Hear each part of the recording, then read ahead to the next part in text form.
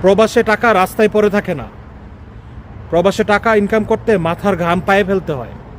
প্রত্যেকটা টাকার মধ্যে রক্তের ফোঁটা লেগে আছে প্রত্যেকটা প্রবাসীর। কিন্তু আজ প্রবাসীরা পরিপূর্ণ নিরাপত্তা পাইতেছে না বিমানবন্দরে। নিজের দেশে যে এরকম হ্যারাসমেন্ট হইতেছে, মালামাল চুরি, মোবাইলে ট্যাক্স, কেন এত প্রবাসীদের প্রতি এত অবহেলা কেন? এটা তো মেনে নেওয়া যায় না। প্রত্যেকটা প্রবাসী খুব কষ্ট করে ইনকাম করে দেশের মধ্যে টাকা পাঠায়। এই রেমিটেন্সের কারণে দেশ চলতেছে। রেমিটেন্সের কারণে প্রত্যেকটা সেক্টর পরিপূর্ণ সুন্দরভাবে চলতেছে। যদি রেমিটেন্স পরিপূর্ণভাবে বন্ধ হয়ে যায় না, প্রত্যেকটা সেক্টর বন্ধ হয়ে যাবে।